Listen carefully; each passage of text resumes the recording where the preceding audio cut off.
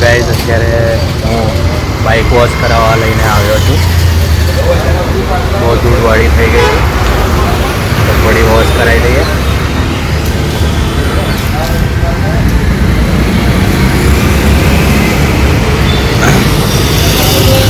So guys અત્યારે બપોરના જમવાનું બનાવું છું.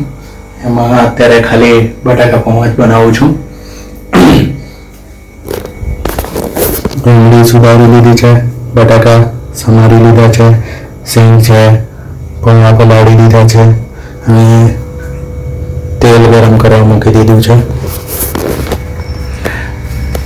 તો હવે હું બટાકા પૌવા બનાવીશ અને પછી જમીશું.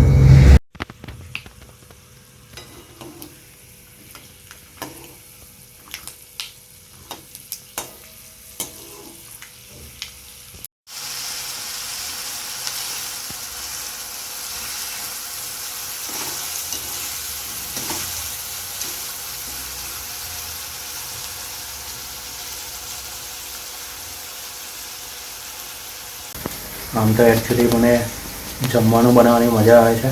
નોવેલ્ટી આઇટમ્સ પાવભાજી છે, વડાપાવ છે, બટેકા પૌવા છે, સમોસા છે, પછી પંજાબી સબ્જી છે, ચાઇનીઝ છે, બનાવવાની બહુ મજા આવે છે.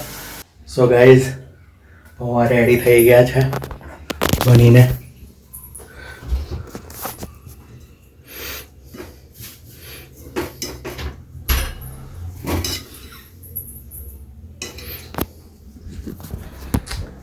હવે બેસીશું જમવા માટે. ગાઈઝ અમે જમવા બેસી ગયા છે.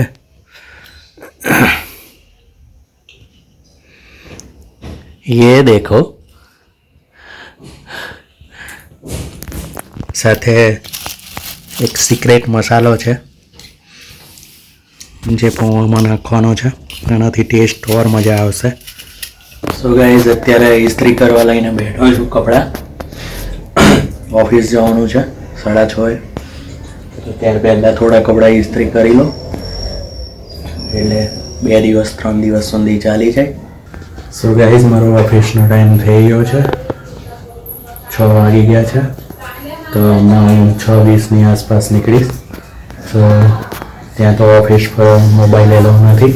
સો આપણે આવતીકાલના બ્લોગની અંદર મળીશું. ત્યાં સુધી જય શ્રી કૃષ્ણ.